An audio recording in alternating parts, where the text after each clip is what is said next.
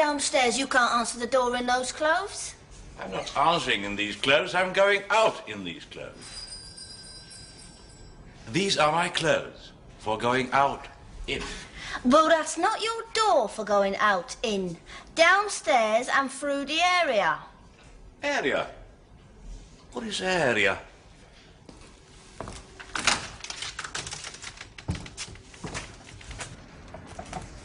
Oh. Oh. Is my brother in? Completely. Asleep. Still? Still? Well, that I think depends. When did you last observe him so? But it's nearly noon. No. It's only nearly 11:30. You may safely admit Yes, me. you have introduced yourself. Unless your brother has more than one sister. He hasn't. And you've introduced yourself too. Ah. With your accent. If it's Swedish. It is. How do you do, as the English say, never expecting to be told. Good morning. Cab.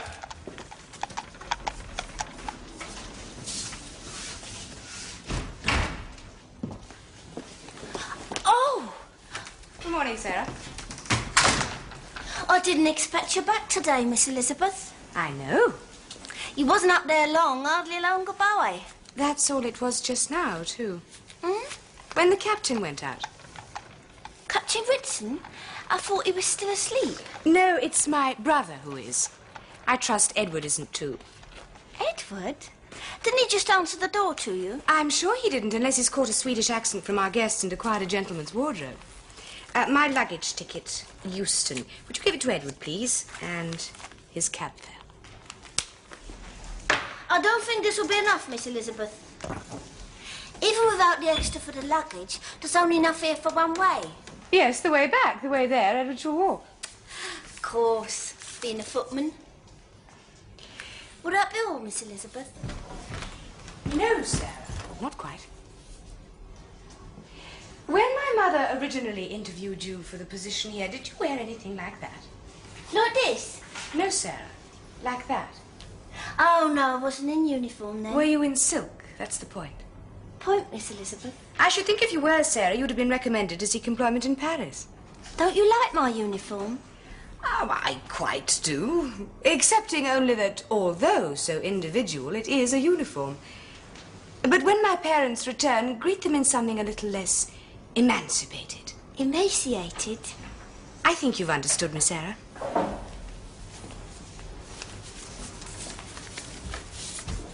Also, Sarah...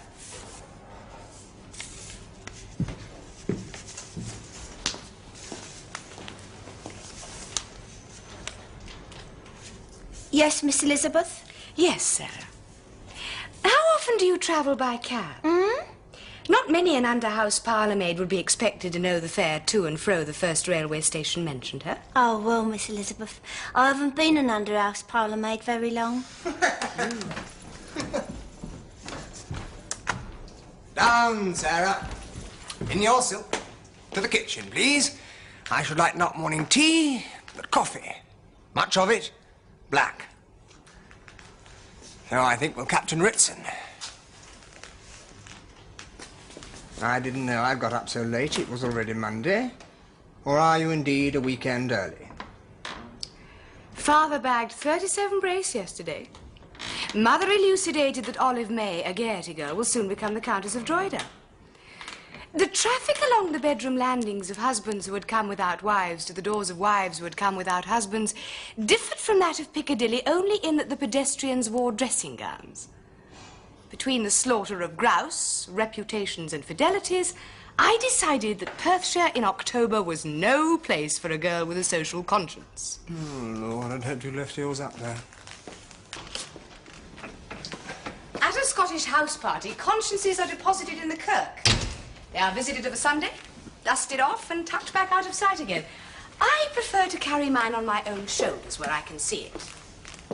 Like an organ grinder's monkey, always a beck. Rose caught a cough at the kirk. Rose? Armand. who is short for Rosie to our Jewish visitors and for Rosamond to our Gentile. Our head house parlour maid, acting as my duenna. Oh, Rose. Rose. Pierce, however, is well. You do remember our chauffeur, now doubling as father's loader. I also remember Hudson, our butler, now doubling as father's valet. And I see no reason to inquire after the health of every servant who's had to traipse from the basement here to the Highlands without parents. Which, James, is why you should have gone out to the shoot and not me. You had the appropriate attitude, that of indifference. How indifferent was Mother when you insulted her Caledonian host by leaving? Oh, Mother had her reason not to notice mine. Roberts. Do you remember Roberts? Mother's lady's maid. How is she? Shattering, as usual. Huh? Perhaps it's the moorland weather, the shivering it induces. But in 2 crisp, raw weeks, she's demolished more household ornaments up there than she did down here all summer. She broke so much down here. Didn't you notice? How could I? There's so much knick-knackery littered about the place. It's all a blur to me. Well, and to me, too. But Mother wonders if Roberts might not be best left up there, particularly as the McLuhan children seem to have taken a fancy to her. If she became a nanny, what she broke and what the Mac children broke might prove indistinguishable. They might even have the goodness to break each other. Well, by all means, look debauched, but try not to sound it. So, how have you found Sarah? Sarah? I distinctly heard you address her by name in the hall just now, so I am confident you need not be reminded who, or rather, what she at least is. I distinctly didn't find her. You found her in a queue for hot soup. You also reinstalled her here. On approval.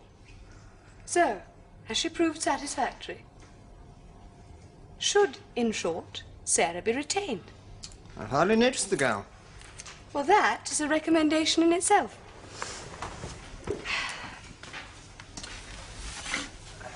But this isn't. She dusts around. Oh, steady on. Oh. Well, there's so much dust here. Alice must have started you. Oh, no, Rose would have seen. What do you mean? I mean, you can't say that, because if Rose had seen, she'd have reprimanded Alice and had her dust never again around at all. If there'd been anything to see. If she'd seen it, if there had been. Alice? Rose. I don't think you followed me. I don't think you've quite made yourself clear. As clear as the litter you've left on the floor. Huh? Well, no doubt picking it up might occupy Sarah, but one should set servants not any tasks, but examples. Dropping cigar bands on the floor, as you just did, is only slightly more civilized than spitting out cigar ends. Is that what you propose to do next? I pierced my cigar, didn't you notice? And threw the band in there, look. Threw it so hard it bounced off the flames? Huh? And over the room, through the door to there? And I do fancy I can just perceive an expectorated cigar end. Extraordinary. I could have sworn it. You and Axel aren't going to get along, I fear. Cigar bands are neither here nor there to him either. Axel? Captain Ritson. You are saying it is your guest who has behaved like a pig down here this morning and not yourself? My guest has the cleanly habits of his race. Did I not tell you he would be a Swede? Sure he is. You should not be surprised, therefore, to hear that he is where he is every morning, hard on noon, still in his bath. Oh, yes, I should be. I confess it's a place not commonly frequented by Englishmen every morning, let alone week. I think you're mistaken, James. I think. However scrubbed, he has been a trot and a snuffle about this house while you snored, in your own porcine way, soundly on. He is also an officer and a gentleman. I trust, Elizabeth, when I introduce you to him, you will use language that justifies my describing you as my sister. Pig isn't a word one commonly associates with breeding. Isn't it? I thought that to breed was the purpose of a pig. Hence the expression, all men are pigs. I have never observed, nor heard of it observed, a man give birth. No, it's invariably women who bear the consequences of swinish behaviour. Other than to behave like a pig, what was the purpose of your guest in turning Mother's favourite room into a sty? Well, if anybody did, I did. A noble pretence, James. But as one who does all things by halves, you are not capable of such squalidity. Well, apparently I was this morning. Apparently? Well, who else could have been? It is Sarah's first morning duty to clean these rooms. Since then, the only cigar smoker to set foot, or should I say trotter, in them has been myself.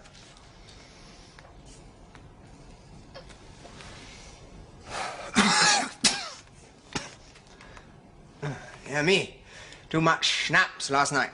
Too much what? A Scandinavian beverage. Axel brought a barrel.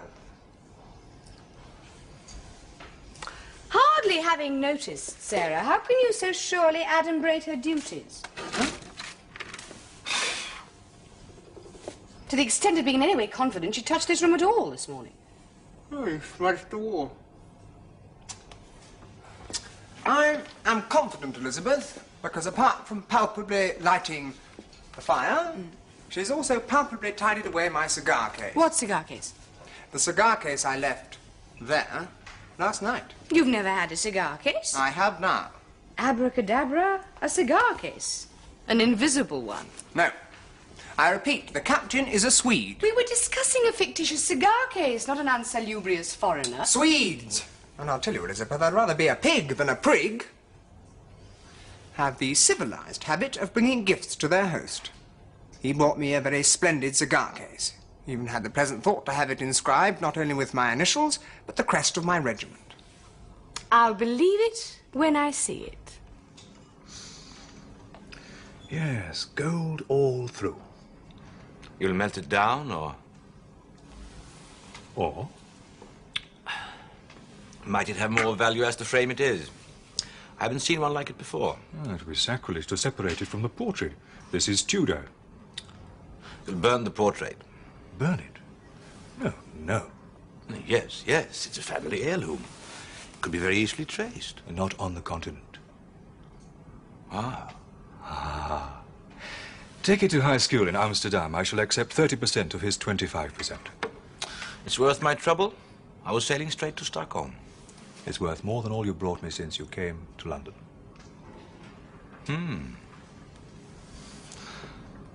Well, there are another 6. I advise you strongly to attend to them, forgetting all else.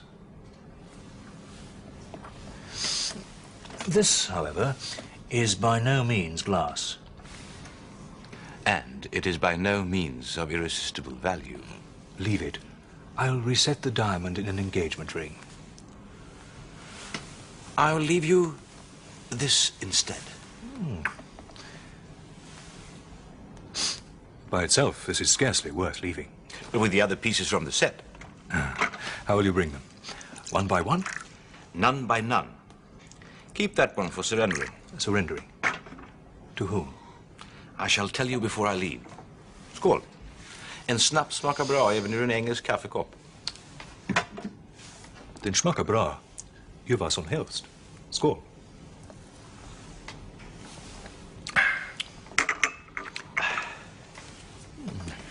A nice shield. Worth melting. Have a cigar.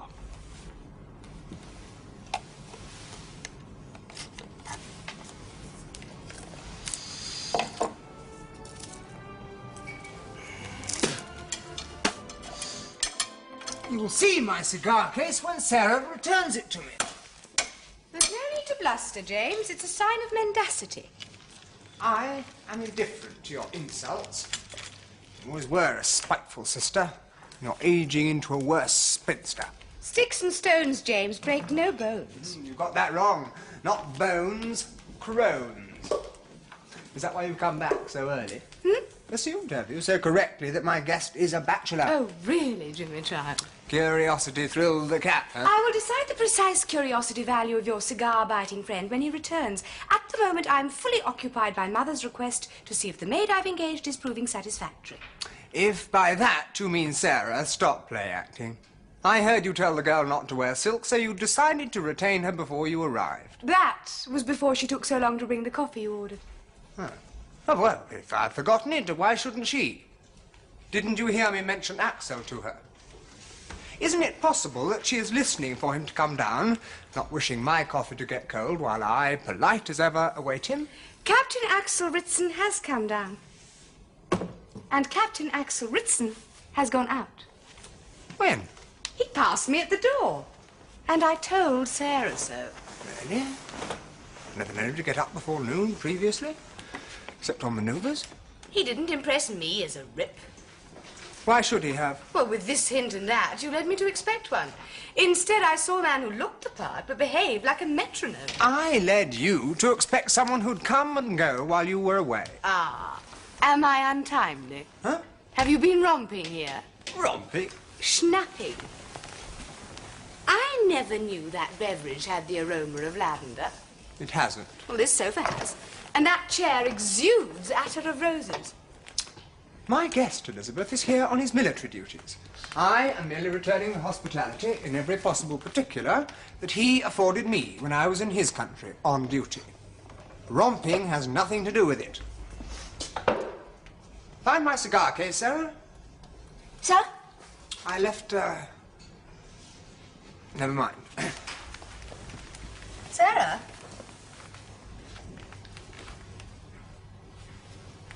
Yes, Miss Elizabeth? What is so special about these?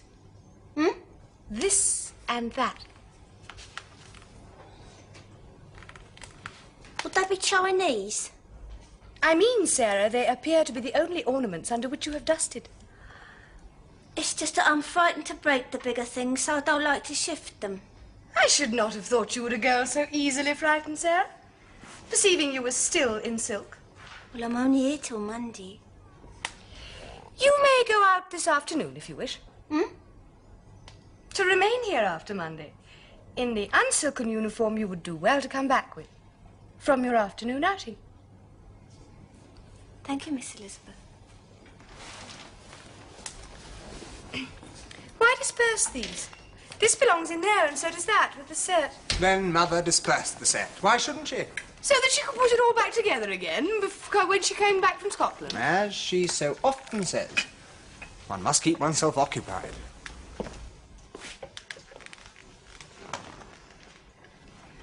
What has getting up at midday to do with? The gallant captain's military duties? Or shall it transpire that he is in as much need to recover from these nightly romps as are you? It has to do, Elizabeth, with the arduous nature of his military duties. Oh? I recollect when I was in Sweden observing manoeuvres for the War Office, my duties were so pressing I never got into plain clothes. You will see that the captain suffers the same inconvenience. By plain clothes you mean what? That he is so constantly on duty that he invariably wears his regimental uniform. Surely you noticed that at the door. Well, if that was a uniform, James, it was a most unprecedented one. The colour of snuff and not a brass button in sight. Good morning. Morning. Ah. So early. And so charming. But are you Flossie? Or Flo? I am to guess. Flossie or Flo who? This is my sister, Elizabeth. I assure you I am no less charmed. Elizabeth. But will Flossie and Flo no less be too when they arrive for their afternoon romp and find me present? Romp? What is romp? More to the point, sir. Who are you? Captain... James, please introduce me. My sister well knows who you are, Captain Ritson. I didn't hear you go out, nor return. Out. Out? It appears, Captain, that my brother, in the absence of his parents, has been dining your countrymen in this house en masse. Coffee? Please. And possibly due to your barrel of schnapps and various of his Flossies and Flows, at least one of them was unable to proceed home until after breakfast. Breakfast? Just a little bite of cigar.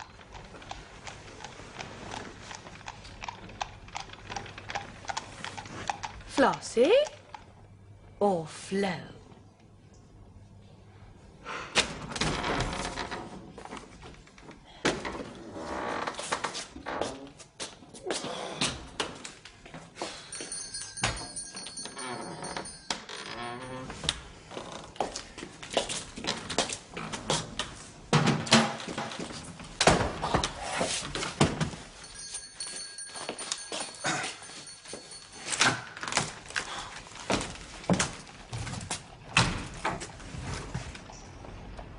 Look, listen, up it, round and down, through the bloody area. Good news, Edward. And you can get out of your fancy dress. Your little panto's finished. Yours and your captain's. Who left her luggage there? It's in my way. The daughter's back, you fool, Miss Elizabeth. Oh, charming girl. She will amuse the captain.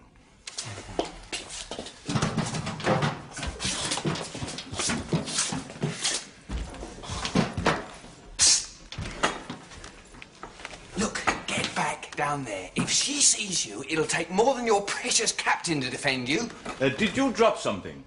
Yes, a hint as big as... Look.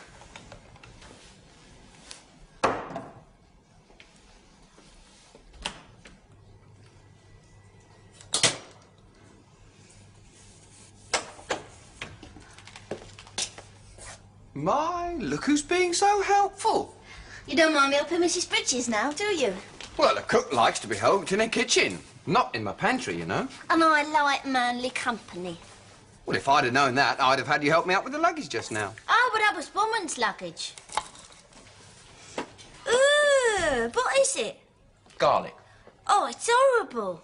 Well, the Swedes like it. Filthy beasts. Not fit for a dago. Now, Sarah, don't you be so prim, or you'll come to no proper end.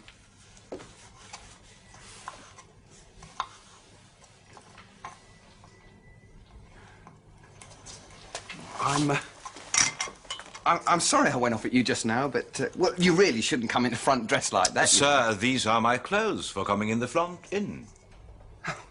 In England, servants know their place and they get to it through the area. In Sweden, under-house parlour-maids do not do the work of kitchen maids.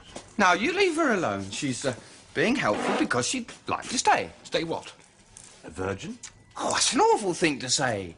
Agreed, but I should say in her case, the difficulty will be the opposite. Now, you see this cold, skinny back. Now, it is her back, not a bony breast.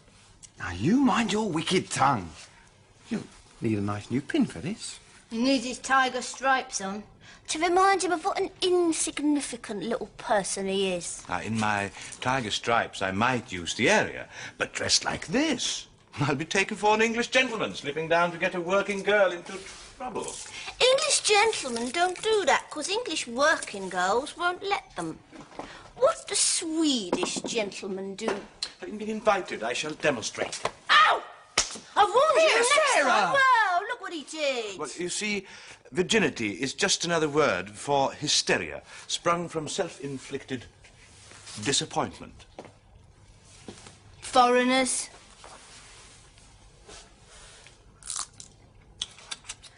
They're all the same. Different.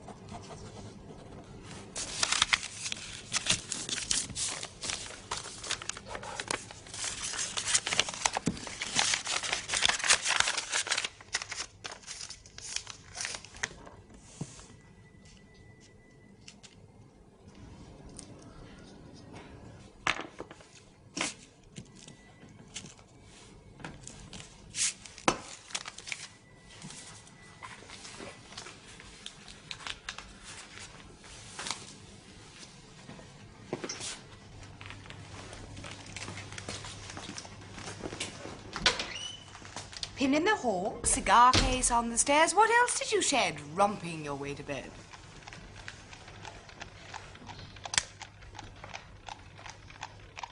Yes.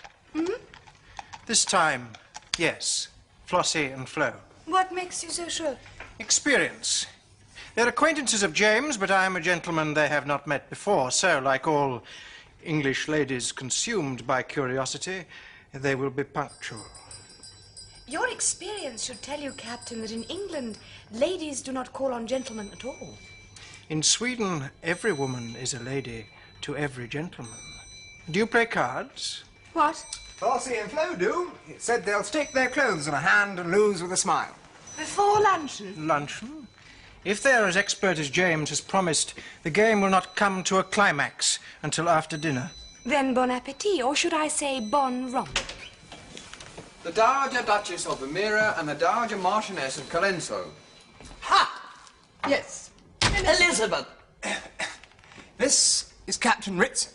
Ha! Why are you in uniform? To do battle. Ha ha! You filled out, hasn't she, Flo? Yes, Flossie. Where did you get that marvellously bloody colour? Scotland.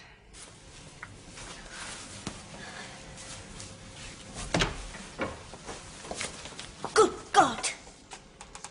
Shut that.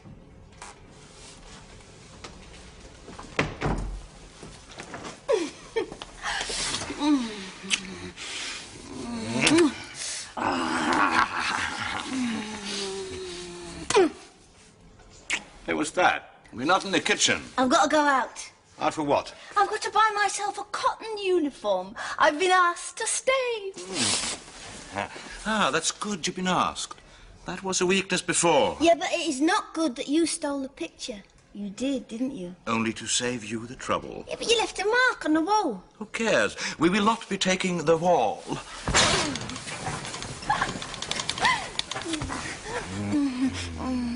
Now, when you go out, I want you to find a messenger and have him deliver this. You shall tell the messenger it's from the Embassy of Sweden and that it is urgent. That is what this inscription means in my language. You perceive? Yeah, but it's addressed to Captain Ritson. Well? He's here now. So here is where you will tell the messenger to deliver. Now, in Sweden, you will behave like a Swedish girl. That is without question. Who's going to teach me? We have time for a quick lesson.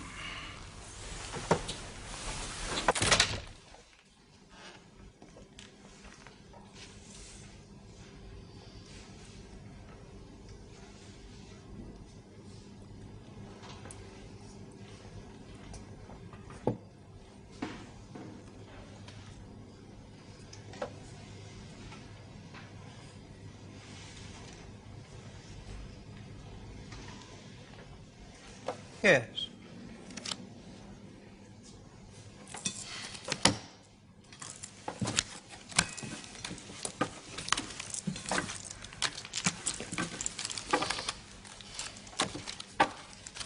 It's for you, Axel. Oh. How intrusive. From the Swedish Embassy, sir. Urgent. I must ask you to... Don't retire with it. Indeed, don't you retire at all. Thank you.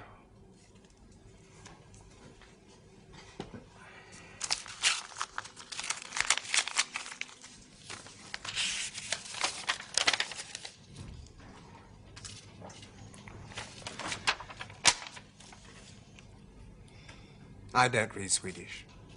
I am summoned to Stockholm. Never mind Stockholm. I regret I must, immediately.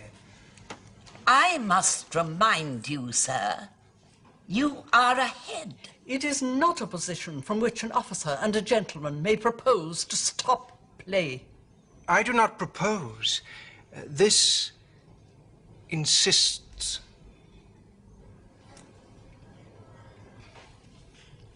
Will you accept my note for £730?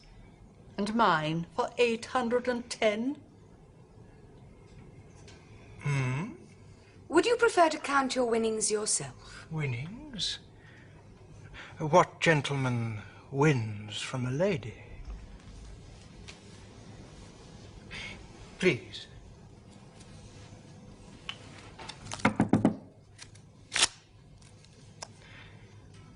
Hearts.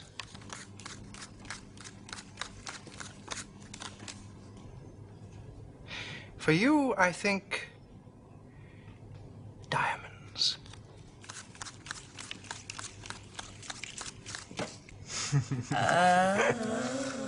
Why do you do it? Winning is so easy, cheating so dangerous. But you handsome goose, think of the risk. I always do, and always survive it. But one day you will be accused before you've time to explain, and then your reputation will be gone. That is the essence of the excitement. What more can a man risk than his reputation? And how else so surely, yet innocently? It's more dangerous than you think. I was pretty sure you were cheating. No. As a player, you knew I was cheating. As my friend, you weren't quite sure. Now, I may go. Oh. I shall shake your hand on my way out in only a few moments.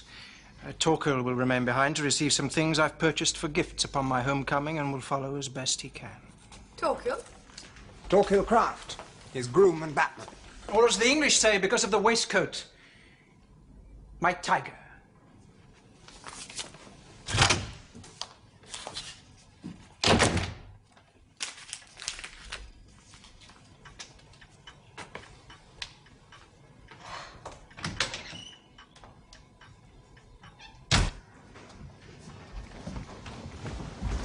Darling.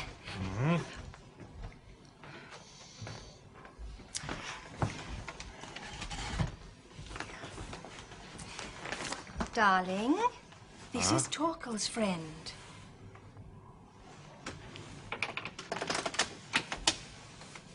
You are Sarah. Surprise, yeah? They were all so well-dressed and under-housed parlour-maid. We're two of a kind, Torquil and me. But if you are here, that means that he leaves today, yes? 4:30. Message delivered. You're very calm. Torquil told me what you've agreed to do. Wait, your parcel. Oh, my horrible cotton uniform. Still, I'll only have to wear it a couple of hours. If you do what Torquil said you've agreed to. I shall do it at 4 o'clock sharp. Tell Torquil that. With this? With that. Until 4 o'clock, then. I don't suppose we'll meet again. Perhaps. He promises me every year he'll show me his Stockholm. Oh, well, I'll send you a postcard when I get there next week, and I'll get Torquil to send you one as well. Oh, would that be dangerous? How could it be? It would be evidence linking us, surely. Evidence? That is a policeman's word. Besides, aren't you forgetting it won't be a real policeman? Silly me. Yes, Sarah. Silly you.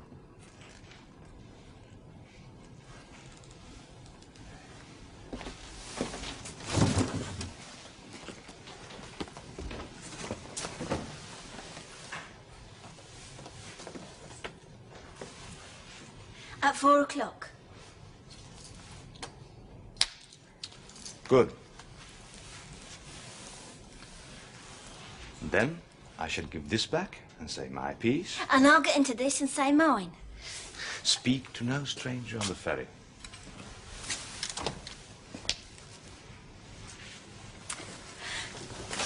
Why can't we go across the North Sea together? I doubt James Bellamy has £200 upon his person. He will most certainly have to wait till the morning. The banks. But you wait and meet every boat at the Hook of Holland till I come. Into your cotton. Be ready in 10 minutes. Less.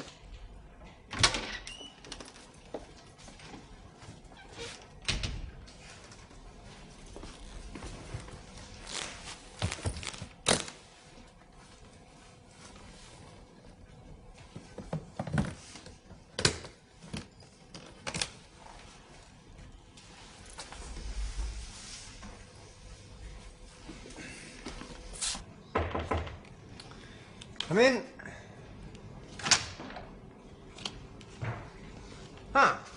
Off, are you?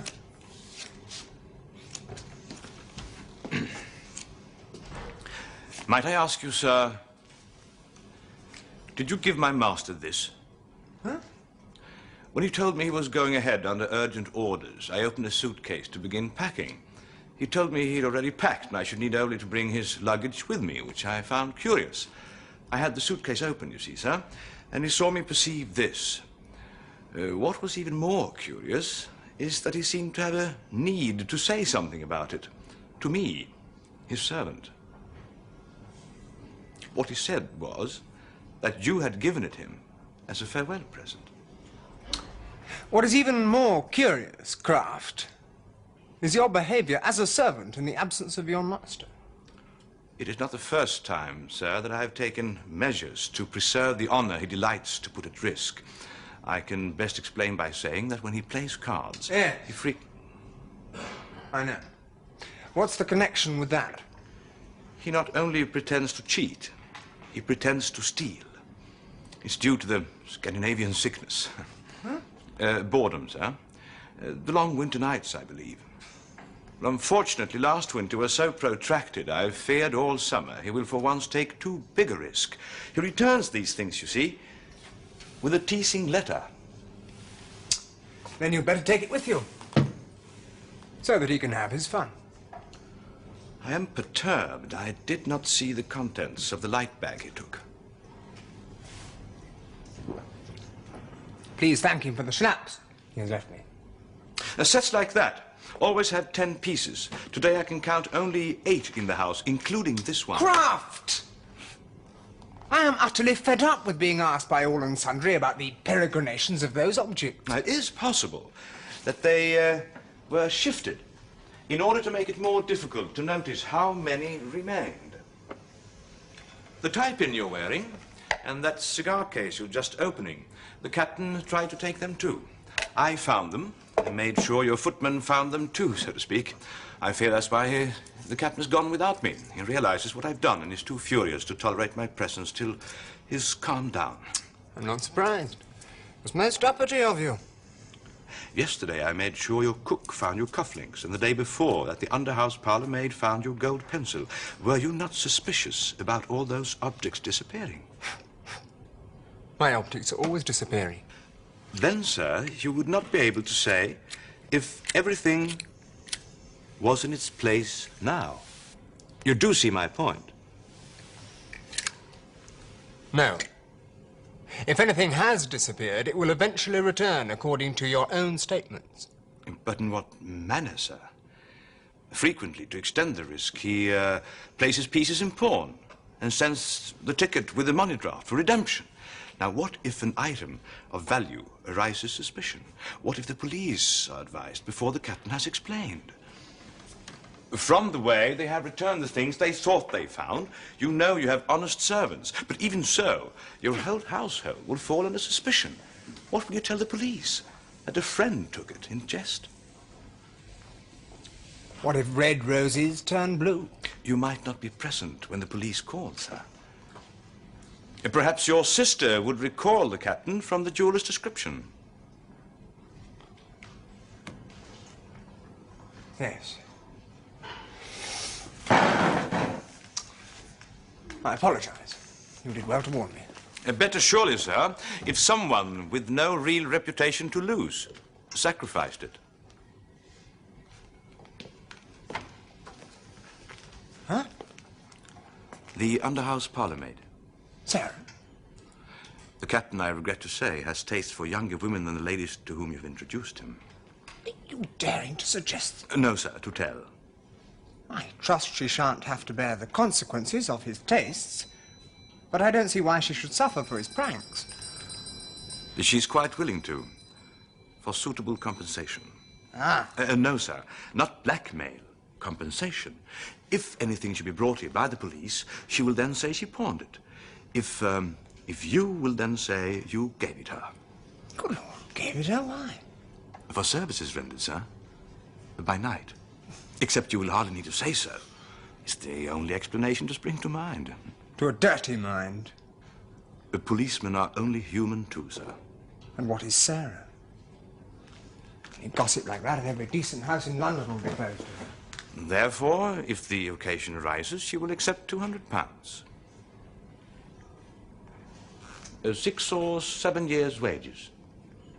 I'm sure, too, sir, when the captain hears, he will contribute another 200 and insist upon recompensing you. And you, Kraft? What will be your reward? Oh, I have that, sir. Always, in the estimation my master has for me. Sir? Yes? The police, sir, and a person whose name I could not catch. A foreign name, sir.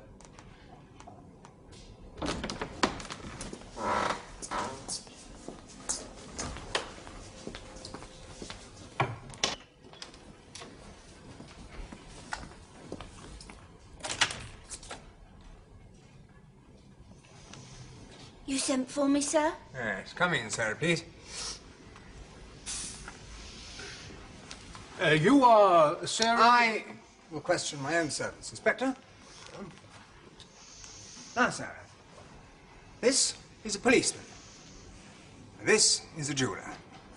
And they say that a certain person pawned this article this afternoon and was followed back here. The other piece, not that one. The one I brought. Really, does it matter? Was followed back here, Sarah, because the jeweller took it upon himself to think it suspicious that so well-dressed a person should want to pawn anything. Now, Sarah, have you anything you feel you might say about it? I don't know the precise value of it, but I should think it would fetch £200.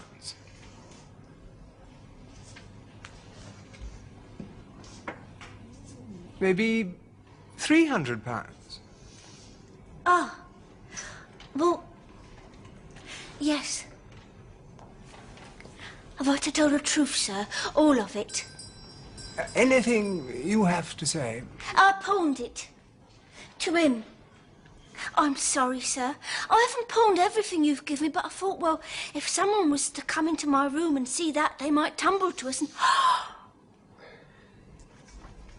I'm afraid I shall have to ask you, sir, whether you indeed did give that article to the young woman. I trust you will then have the discretion to ask no more. I see, sir. Quite, sir. I do apologize, sir. I thought... and I apologize to you too, miss. I could have sworn a gentleman pawned it. I must have been dreadfully confused. Sir? Huh? The police, sir, and a lady whose name I could not catch. Oh! What are you doing here? What are you? Good afternoon, Lieutenant. Ah, Inspector Hurst. You identify this man as a person? Certainly not. This man is my husband.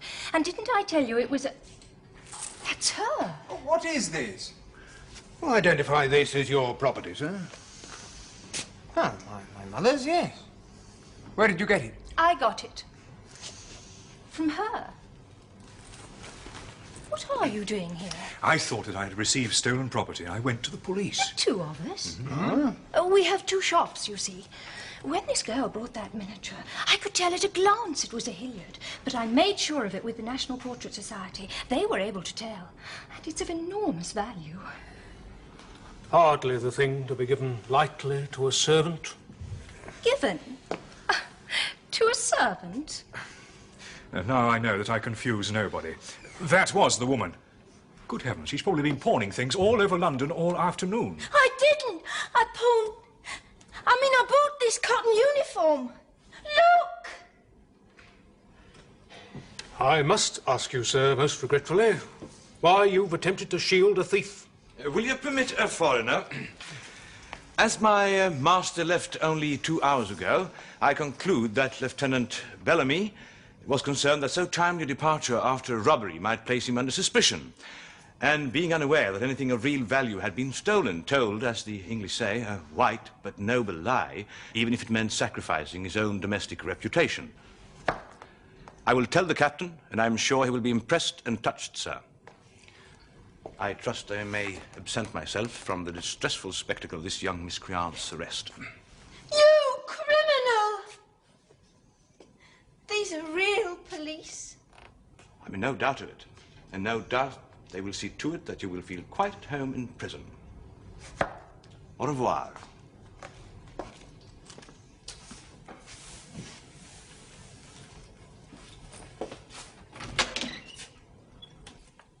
Het is ongewoon goed weer voor Amsterdam. What does he say? That it is unusually good weather for Amsterdam. It's raining. It's his way of saying that the miniatures are genuine. Ja, beroemdstelletje. Maar... What now? He says it's a famous set. Waar is 7? But there should be 7. Jammer, die alleen 6 gestolen had. Yeah, such a pity we stole only 6. Tell him one had to be sacrificed to my reputation. It was so hard to preserve what's left of it since I was court-martialed over that unfortunate card game with my colonel.